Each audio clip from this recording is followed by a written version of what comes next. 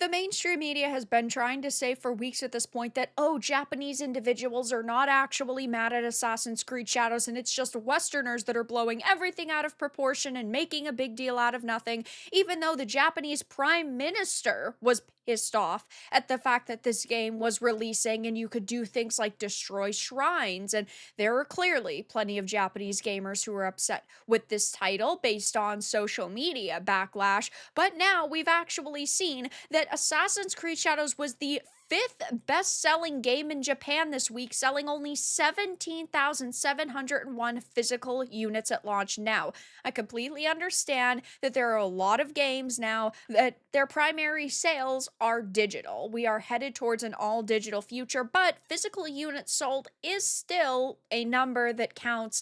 And when you have a game as massive, allegedly, as Assassin's Creed Shadows, a game that's already engaged 3 million players, you'd think that these numbers would be slightly higher. Now, even looking at this list, the definitive edition for Xenoblade Chronicles X did significantly better. That was at number one. You would think that this game, that again is a re release, would be at three or four or five, but no. Number one is Chronicles X, two is Atelier Yumiya, number three is also Yumiya, number four is Monster Hunter Wilds, which has been out for weeks now.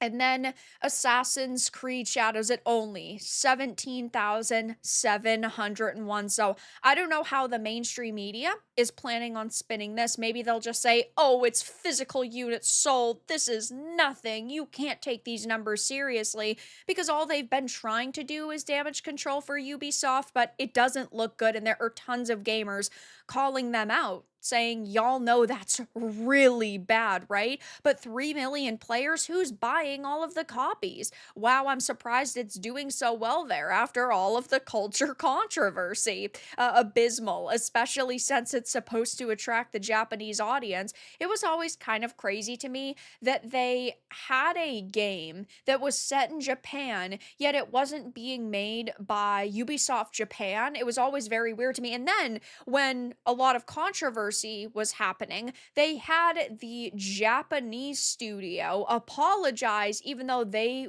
were not the ones who made the game. Now, this is obviously a game that needs to sell a lot of copies, allegedly 7 million just to start making a profit. And I've always thought it was going to sell 3 to 4 million copies. And they're trying to spin it as it's already hit that because there's 3 million players, but that's not the same as sales. We are not hearing any legitimate sales numbers. And in that 3 million figure, they're already touting Ubisoft Plus subscriptions count towards that. So there could be a million people playing it off of Ubisoft Plus, and they're technically not making a lot of money off of that because it is just a subscription service. So who knows what this will actually do, if this will end up making a boatload of money for them. It's Assassin's Creed, right? So I always thought it would sell to a certain extent because there are a lot of people who love this franchise, and a lot of normies, of course, who don't know really about the culture war and who don't stare at social media. But we're not hearing any legitimate numbers except for this, which does not look good. It does look like Assassin's Creed Shadows